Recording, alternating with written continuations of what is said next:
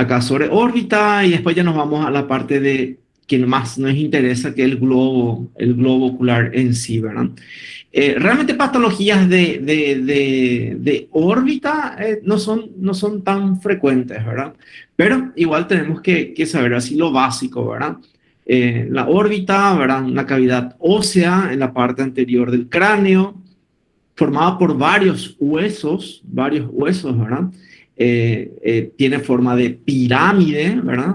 Con la punta al vértice hacia atrás y la parte anterior siendo la base de la pirámide. Cuatro paredes, pared superior o techo, pared lateral o externa, pared inferior o piso y la pared interna. De las cuatro paredes, son resistentes las paredes superior y la pared lateral, son bien resistentes. Es muy raro ver una fractura de pared superior y de pared lateral, es bien raro. Ahora, fracturas de pared medial y de paredes internas ya podemos ver de vez en cuando, ¿verdad? Pero en general eh, eh, son raras, ¿verdad? Las fracturas de órbita. Eh, por qué las fracturas son más frecuentes acá? Porque los huesos son más finos, son más esponjosos.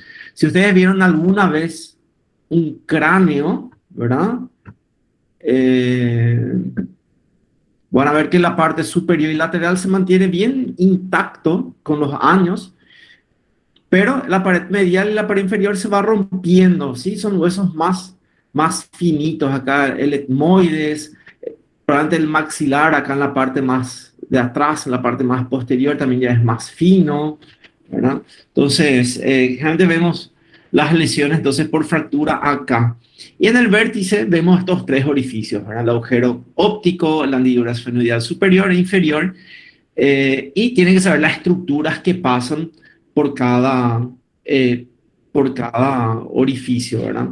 El agujero óptico pasa el nervio óptico y la arteria oftálmica, y por la hendidura esfenoidal superior va pasando.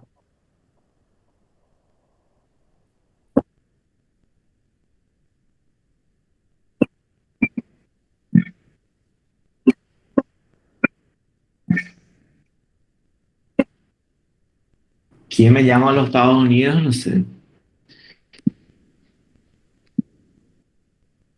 Bien,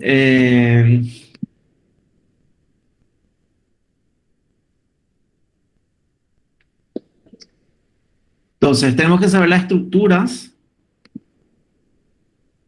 que pasan por cada orificio, ¿verdad? Le dijimos, por el agujero óptico, la arteria oftálmica, el nervio óptico, la hendidura esfenoidal superior es el tercer par, el cuarto par, el sexto par, ¿verdad?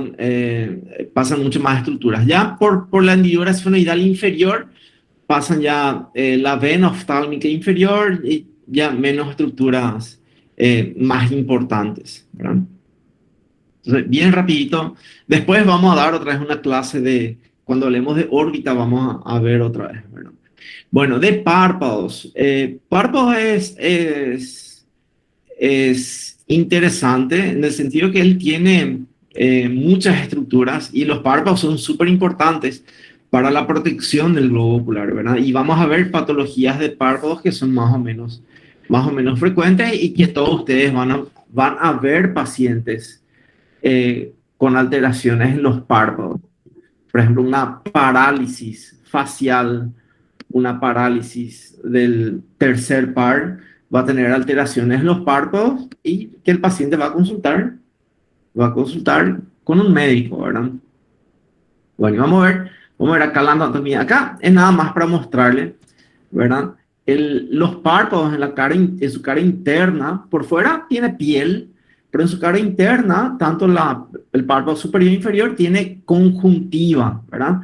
Que es una membrana mucosa transparente que se ve mejor cuando está inflamado. O sea, cuando tenemos una conjuntivitis, se inflama la conjuntiva, se abre todos los vasos sanguíneos que tiene ¿verdad? Y ahí se ve mejor la conjuntiva. Entonces la conjuntiva recubre en parte acá la cara interna de los párpados y la conjuntiva se continúa y recubre esta parte del ojo también, ¿verdad? Entonces todo esto acá es conjuntiva. Y vamos a mirar acá. Bueno, este es un esquema espectacular para entender cómo están formados los párpados. Bueno, decíamos, por fuera tenemos piel y por dentro tenemos la conjuntiva. Y este párpado vamos a dividir en dos partes para su estudio. Una parte anterior, en primer lugar, ¿verdad? Que va a estar formada por piel y por detrás de la piel por el músculo orbicular de los párpados. Bueno, ¿qué es lo que hace el músculo orbicular de los párpados? El músculo orbicular cierra los ojos. Y como casi todos los músculos del rostro, está inervado por el nervio facial. O sea, vamos, ahí ya va un dato de una pregunta de examen, ¿verdad? El músculo orbicular de los párpados está inervado por el facial. ¿Y qué hace el músculo orbicular? Cierra los párpados. Ok. Entonces, ¿qué pasa si tenemos una parálisis de un nervio, del nervio facial? Ese paciente va a tener dificultad para movilizar todo el rostro de un lado y cuando le pedimos al paciente que cierre los ojos, si tiene paralizado acá, él va a cerrar y este ojo, estos párpados no va a poder cerrar, ¿verdad? Por la parálisis. Cuando nosotros cerramos los ojos, hay un mecanismo, un reflejo, que hace que los ojos lleven hacia arriba. Y cuando abrimos, normal, cerramos, él va hacia arriba. Ok, ¿qué pasa cuando hay una parálisis facial? Nosotros le pedimos al paciente que cierre los ojos con fuerza y este lado que tiene parálisis no va a cerrar y el ojo va a ir, vamos a ver que el ojo va a ir hacia arriba. ¿Ok? Parálisis faciales generalmente son relativamente frecuentes. Vamos a ver, todos ustedes van a ver algún día algún paciente con parálisis facial y generalmente tienen buen pronóstico, ¿verdad? Pueden ser por una infección viral ahí del nervio facial o más raras veces pueden ser por alguna lesión vascular a nivel del tronco cerebral, ¿verdad? Pero es más raro. Ok. Bien, entonces vemos orbicular de los párpados, inervado por el facial, cierra los párpados. Y en la parte, en segundo lugar, vemos la parte posterior. Bueno, la parte posterior tenemos esta estructura, que es perdón, la conjuntiva, y acá adentro vemos que tenemos este cartílago. ¿Ok? Ese cartílago, quiero que toquen sus párpados. ¿Ok? Acá en la parte inferior, cerca del borde, ustedes tocan, ¿verdad? Acá es más blandito, más blandito, más blandito. Ahí ustedes viene ahí cerca del borde, ustedes sienten que él es más duro. ¿Ok? Ese es el tarso, ¿ok? Que es una estructura cartilaginosa. Y en la parte superior igual, solo que en la parte superior él es más grande, más grueso. Entonces él va más o menos de acá. Todo esto es el tarso. Ustedes tocan y él es más duro. Ahí. Él termina acá. Entonces, todo esto es tarso. Y da para sentir, uno toca y da para sentir súper bien dónde está el tarso. ¿Ok? Entonces el tarso ahí en la parte superior e inferior. Ahí, en los dos. Ok, bueno. Y en el tarso pasan algunas cosas interesantes también. Aparte de darle tipo forma al párpado, eh, hay dos músculos que se insertan en esta lámina tarsal. ¿Ok? Uno es el músculo elevador del párpado superior, y otro músculo que también tiene la misma función que el elevador, ¿sí? Que es el músculo de Müller, pero este tiene inervación simpática, que después vamos a ver que tiene su importancia cuando hablemos de eh, oftalmopatía tiroidea, ¿verdad? Enfermedad de Graves, Basedow, etcétera. Pero son dos músculos que elevan o abren los ojos, ¿verdad? Elevan el párpado superior. Bueno, entonces acá, súper importante ir sabiendo esas cosas, ¿verdad? El auricular de los párpados, el elevador del párpado superior está inervado por el tercer par, que es el motor ocular común, y el músculo de Müller, que tiene una función similar, músculo de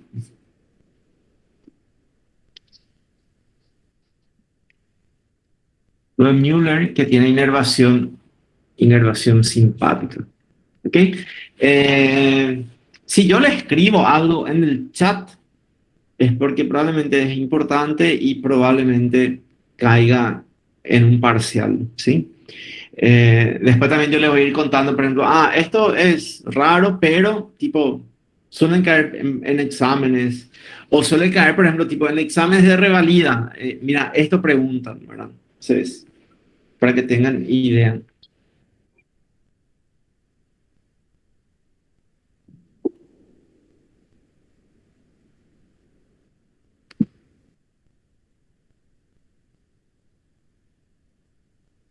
Bien.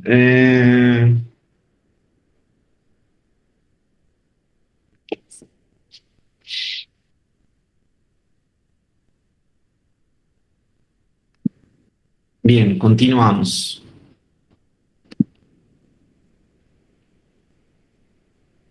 Bueno, y otra, entonces, y en la lámina tarsal también vemos esta glándula, se llama glándula de Meibomio, que tiene una secreción lipídica, ¿sí?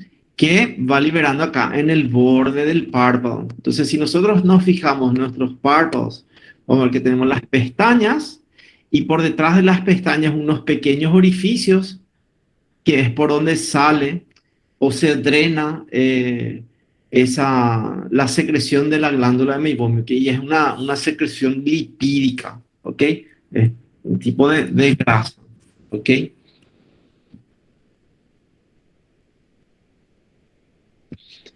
Bien, acá dice piel, la piel más fina del cuerpo, fácilmente se distiende por un hematoma o cuando hay edema. De las fibras musculares ya hablamos. Esto ya hablamos, ya vimos.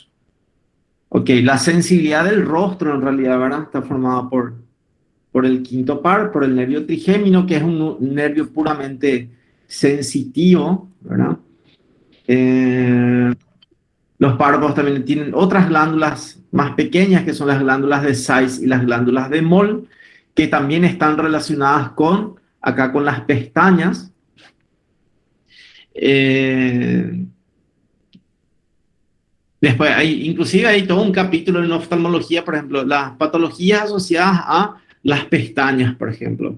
Uno puede tener, qué sé yo, las pestañas que van hacia adentro, es una patología. Las pestañas que nacen acá en las glándulas de meibomio, otra alteración, ¿verdad? Que algunas veces vemos también. Bueno, ¿por qué son importantes estas glándulas de meibomio?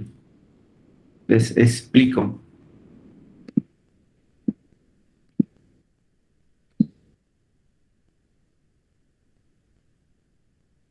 ¿Qué pasó, Romario?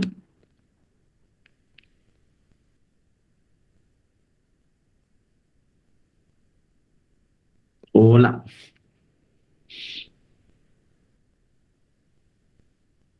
Ah, eh, ahí escapa a, no sé, pidió disculpas, no sé si corresponde o no, ¿verdad? Eh, eh, escapa a lo que yo puedo hacer. O sea, o sea, yo le prometo algunas cosas, ¿verdad? Por ejemplo, yo voy a tratar de dar lo mejor posible mis clases, voy a tratar de dar mejores clases que yo tuve 20 años atrás. Yo quiero que mis clases sean mejor, mucho mejores que antes, ¿sí?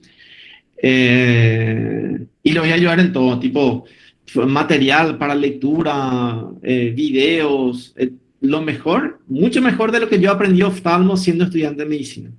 Ese es mi compromiso con ustedes. Mi compromiso es faltar lo menos posible a clase, tipo el semestre pasado, por ejemplo, tuvimos, en todo el semestre, yo tuve que suspender una clase con un grupo solo. O sea, el 99,5% de las clases fueron ahora y no tuvimos problemas. Eso yo prometo tratar de hacer lo mejor posible. Ahora, hay ciertas cosas que escapa a lo que yo puedo hacer, ¿verdad? Bien, continuamos.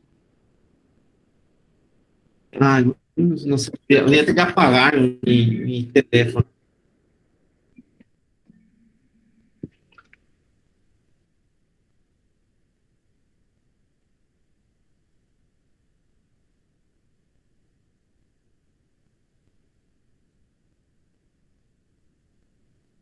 porque no va a estar cierto, ¿verdad? Ahí, ya apagué. Perfecto. Bien, por qué estamos insistiendo en esto de las glándulas de Meibomian? Bueno, las lágrimas tienen unas funciones súper importantes. De hecho, que sin lágrimas el ojo no va a funcionar, es un desastre. Cuando el paciente no tiene lágrimas, es unos pacientes súper complicados de tratar, ¿verdad? Y las lágrimas tienen tres componentes, ¿ok?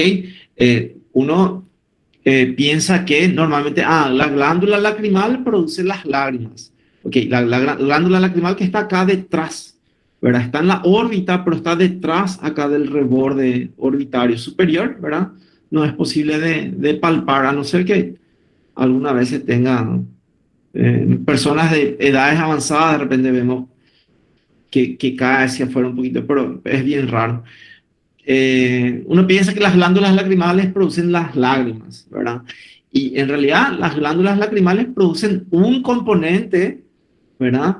Un componente de las lágrimas que es el componente acuoso, ¿sí? Las lágrimas van a tener tres componentes. Componente acuoso, producido en la glándula lacrimal, un componente lipídico, que dijimos formado principalmente por las glándulas de meibomio, y una capa de moco que es producida en la conjuntiva, como le decía, va a estar producida acá, ¿verdad? En la conjuntiva. Si ustedes leían, por ejemplo, antes en histología, por ejemplo, o en anatomía patológica, leíamos que un epitelio tiene epitelio estratificado, bla, bla, bla, con células caliciformes, por ejemplo. Ok, esas células caliciformes producen moco.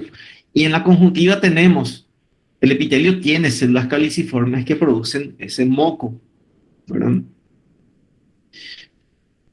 Bueno, y este es un esquema de cómo serían las lágrimas, ¿verdad? Entonces vamos a tener la primera capa del ojo, que es la córnea, y por delante de la córnea, la capa de película lacrimal. Lógico que esto está exagerado en tamaño, pero para tener idea, ¿verdad? De cómo cómo se cree que son las lágrimas, ¿verdad? Que hay una película lipídica que ayuda a que la capa acuosa no se evapore tan fácilmente. Por eso quien tiene alteraciones de las glándulas de meibomio tienen un ojo seco porque la capa acuosa se evapora más fácilmente. Luego la capa acuosa formada por la glándula lacrimal Y quien tiene un defecto en la producción de la capa acuosa, también un ojo seco, ¿verdad? Y el peor de todos es cuando hay un defecto de la capa de mucina. El moco hace una transición en algunos epitelios, ¿verdad? Porque la córnea, el epitelio de la córnea es hidrofóbico, o sea, no quiere agua porque es bicapa lipídica. La bicapa lipídica es hidrofóbica. Y la capa acuosa es hidrofílica porque es agua. Entonces, ¿cómo unimos agua con aceite o agua con lípidos, con grasa? Bueno, a través de la capa de moco. ¿Ok?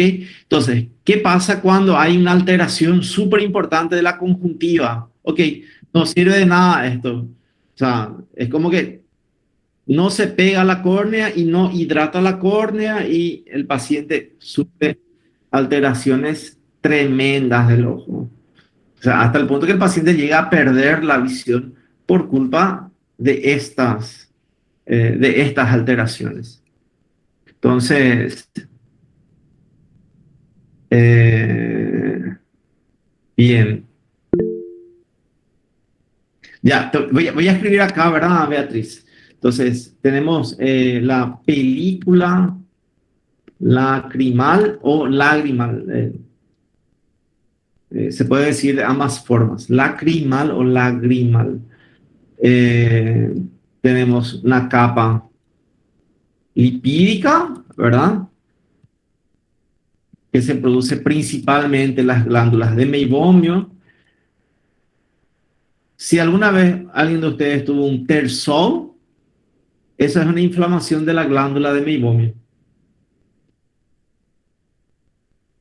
¿Saben lo que es verdad? Tersol, me imagino que alguna vez ya tuvieron, a ver, tersol es por suelo.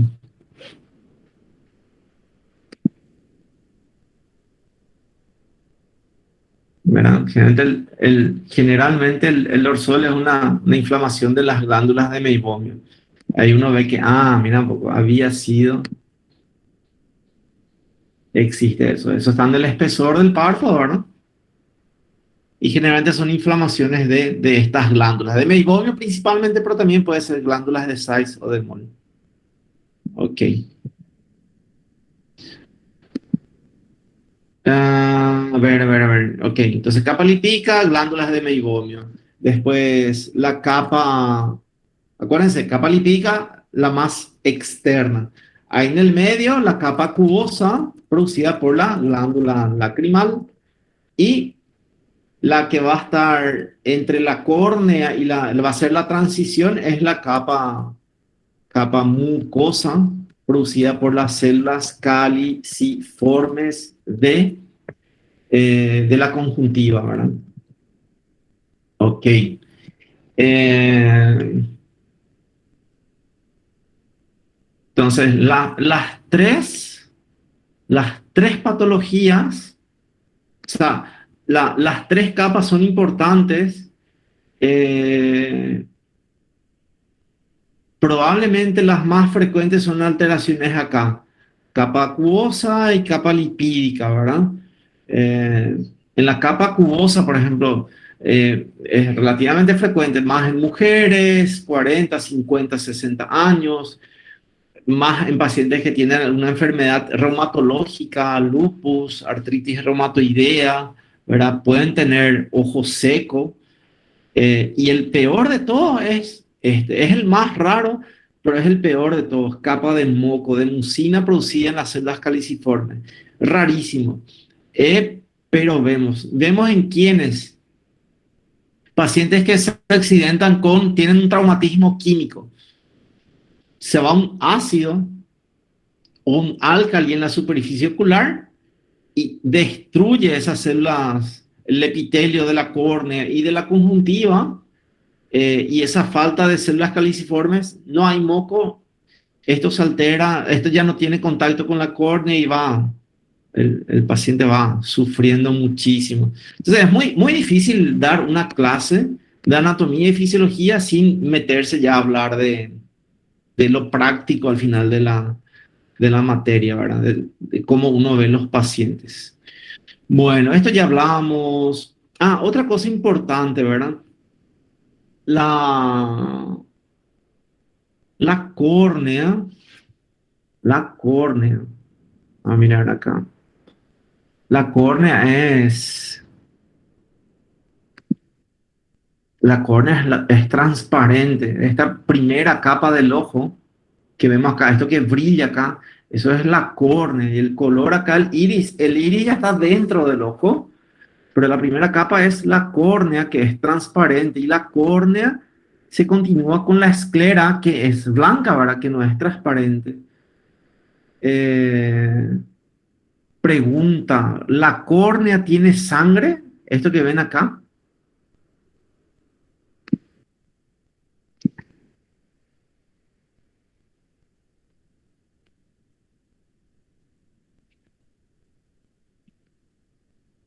La principal característica de la córnea es que es transparente, o sea, mm, ok, no tiene sangre, o sea, si es transparente, o sea, uno ve al color de los ojos, marrón, verde, azul, ok, pero eso ya es el iris que está ahí atrás, ¿verdad? Es lo mismo que uno ve la hora, el reloj, y uno ve ahí que se está moviendo las horas, pero en realidad hay una capa ahí transparente en el reloj que es el vidrio, ¿verdad? Que es transparente. Uno no ve el vidrio, uno ve la hora que está atrás. Ok, es lo mismo, nosotros tenemos una córnea que es transparente. Y eso es lo interesante, Anderson, no tiene vascularización. Mm, Necesitamos ver la córnea, una de las fuentes de nutrición de la córnea es el oxígeno del ambiente. La córnea depende del oxígeno del ambiente.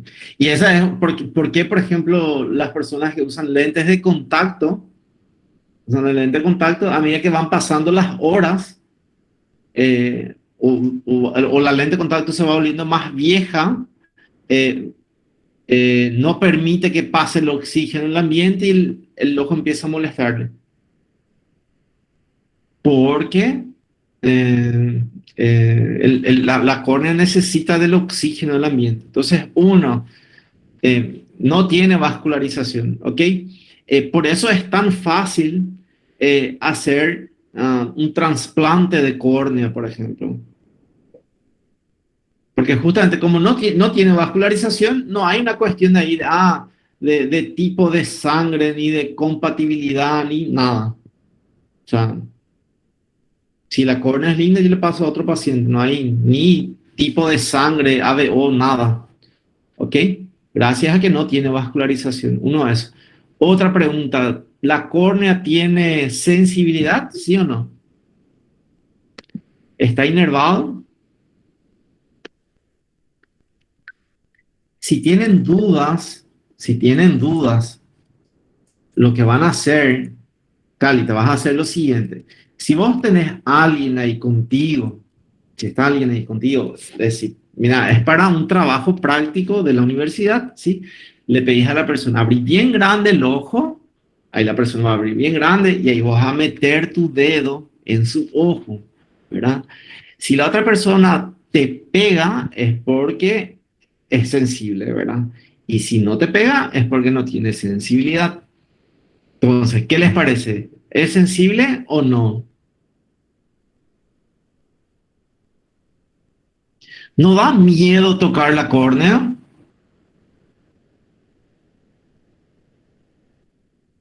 Sí está súper inervada, ¿verdad? Inclusive da miedo, ¿verdad? Tocar nuestra córnea. O sea, no es lo mismo tocarse cualquier parte que tocar la córnea, ¿verdad? Porque es súper, súper sensible. No sé si el tipo la estructura más sensible podría ser, o una de las más sensibles por lo menos. Bien, continuamos.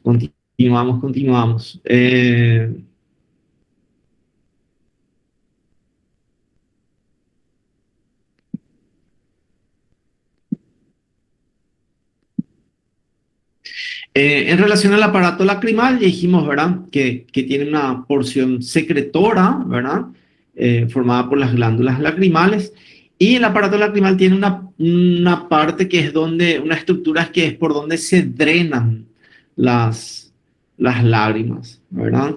Si ustedes se fijan acá, cerca del canto interno, ¿verdad? A 5 milímetros por fuera, tenemos dos pequeños puntos que son los puntos, justamente puntos lacrimales, ¿verdad? Superior e inferior, que es por donde las lágrimas pasan a través de estos canalículos, llegan al conducto nasolacrimal y las lágrimas se drenan finalmente en la cavidad nasal. Bueno, yo no sé si alguno de ustedes tienen hijos, ¿verdad? Porque si sus hijos cuando eran bebés lagrimeaban, súper, súper frecuente ver niños recién nacidos que en las primeras semanas o en los primeros meses tienen los ojos llorosos, ¿verdad? O sea, les salen lágrimas, porque es uno de cada 5 o 10 recién nacidos en las primeras semanas o meses, este conducto nasolacrimal todavía no está formado al 100%. Entonces las lágrimas, en vez de pasar por acá, no tienen por dónde irse y salen por acá. Son niños que tienen una obstrucción de conducto, ¿verdad? Una malformación del conducto nasolacrimal, que es súper frecuente y tiene muy, muy buen pronóstico, ¿verdad? O sea, se mejoran generalmente en pocas semanas o meses. El paciente, esto se canaliza, ¿verdad? Y se normaliza el pasaje de las lágrimas. Bien, preguntas hasta acá. Ítalo, sí, sí, es así. Hay diferentes formas, hay diferentes formas de hacer eh, el injerto, ¿verdad? Eh, pero les muestro ahora. Mm,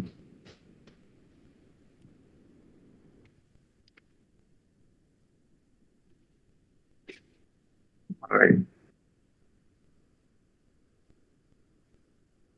Ok, vamos a mirar esta imagen, por ejemplo. Esta es una imagen de un terígeno, ¿verdad? Una,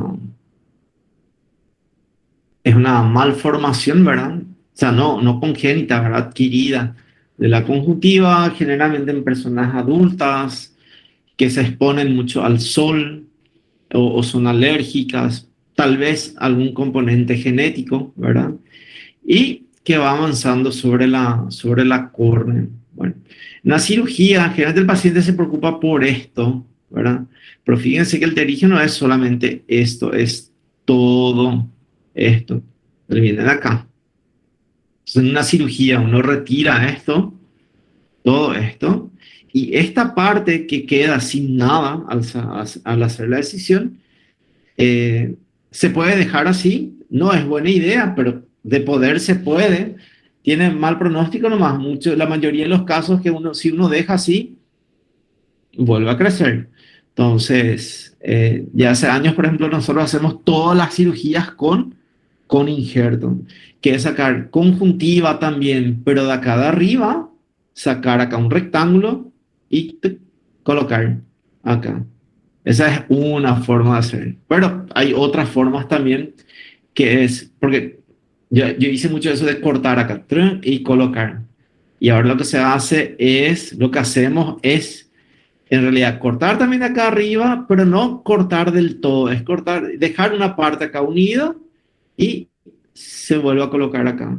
Entonces, es como hacer un injerto, pero con un pedículo vascular que viene de acá, que aparentemente eh, nos da más tranquilidad. Inervación de la córnea, todo el rostro es quinto par, Beatriz, trigémino. Y dentro del trigémino tiene sus varias ramas otra vez, y ya está la rama oftálmica, rama oftálmica del trigémino. Ujú. Bien, cuanto más preguntas hagan, mejor. Les agradezco. ¿Sí? No hay peor cosa para el profesor que dar una clase y donde nadie habla, nadie pregunta. No es agradable. Entonces, y hace que sea mucho mejor la clase cuando ustedes hacen preguntas. Les agradezco. Bien, Ítalo,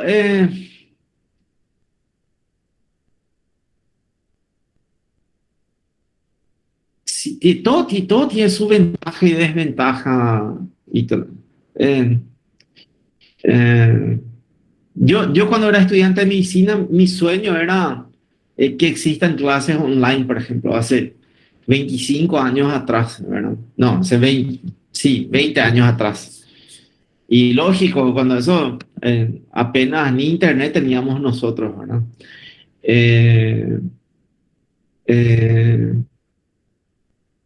yo personalmente, pero yo digo por mí, yo aprendo estudiando, o sea, yo agarro un libro y leo,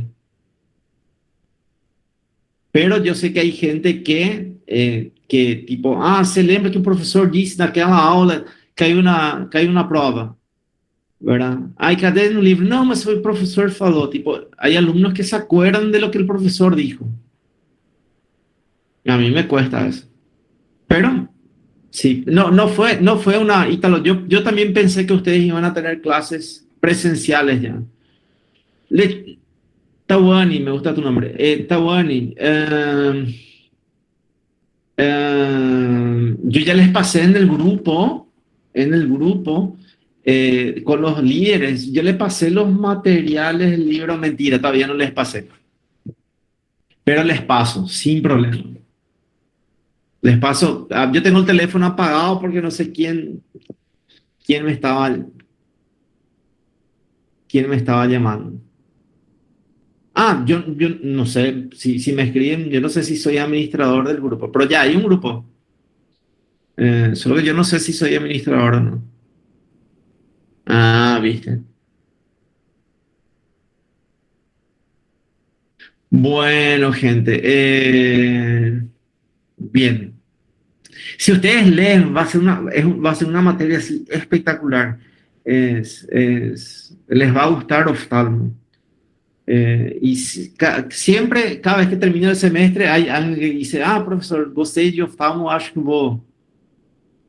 ah, que como que es una de las opciones, ¿verdad? A futuro. Bien, gente, son las 14 en punto, ¿sí? Me dan 7 minutitos de pausa, voy a calentar otra vez el café, que ya está todo frío, y continuamos, ¿ok? Ya enseguida.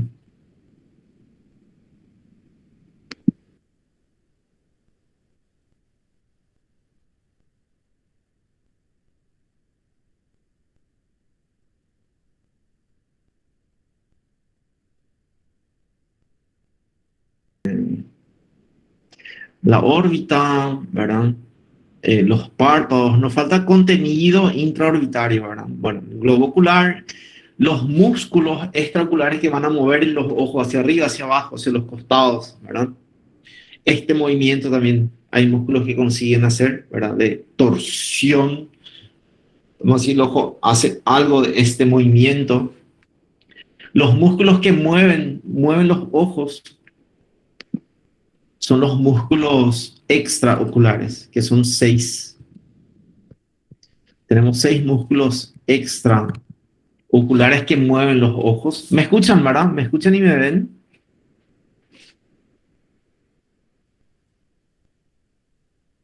Perfecto, ¿ok? Entonces, tenemos 6 músculos extraoculares, tenemos 3 músculos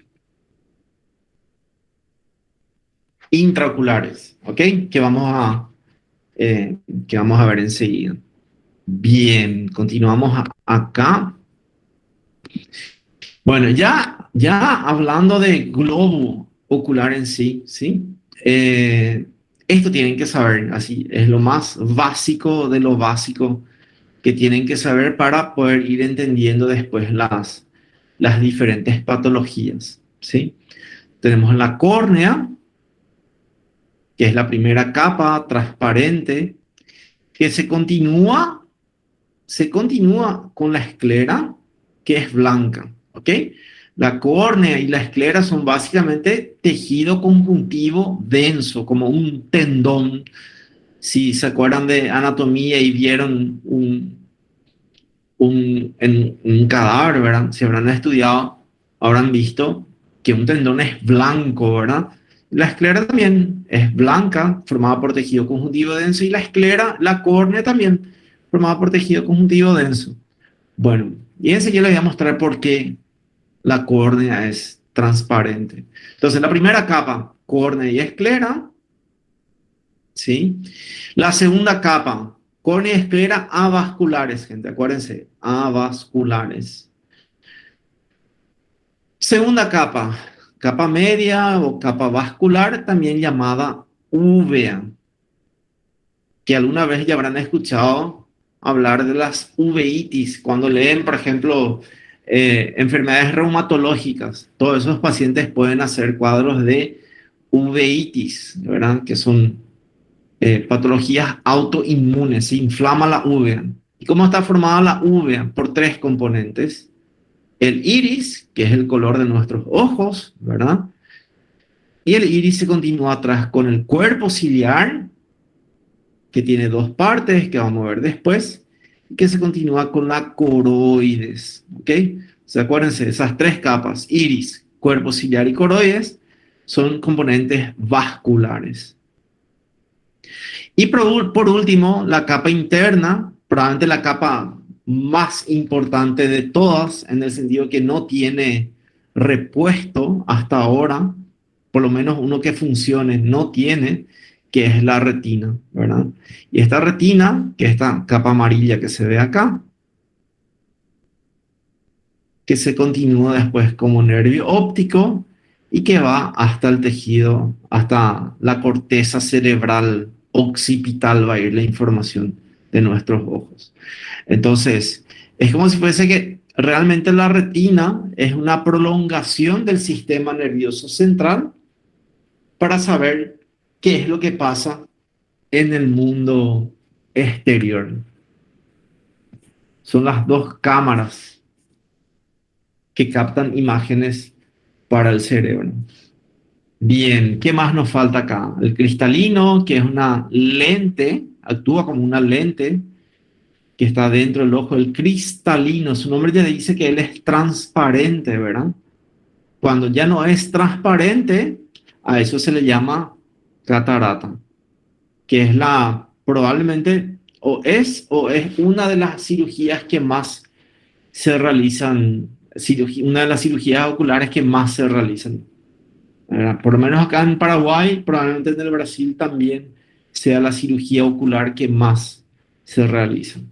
Y fíjense, la luz tiene que entrar por acá y tiene que llegar hasta la retina. El que capta la luz o una imagen es la retina. Entonces todo esto que vemos acá tiene que ser transparente. La córnea transparente, el cristalino transparente, todo esto transparente hasta llegar a la retina, que es la que finalmente va a captar una imagen. Bueno, estas diferentes estructuras que hablamos van a producir ciertos compartimientos, ¿verdad? El compartimiento que está en esta parte, en el segmento anterior del ojo, es la cámara anterior y la cámara posterior. Esto es espacio acá. Esta es la cámara anterior entre la córnea y el iris, que está ocupado por humor acuoso, y el humor acuoso también ocupa este pequeño espacio acá, entre el iris y el cristalino, este pequeño espacio acá, que es la cámara posterior. ¿Okay? Entonces tenemos cámara anterior y cámara posterior, ambos ocupados por humor acuoso. Ya detrás del cristalino, entre el cristalino y la retina, todo este espacio está ocupado por el vítreo y el vítreo es una gelatina transparente. ¿Ok? Acá es humor acuoso, que es agua transparente, y acá atrás el vítreo, que también es transparente. Bien.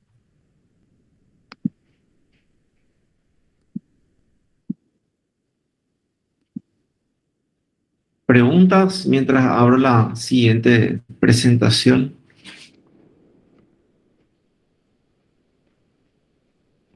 Este, ok.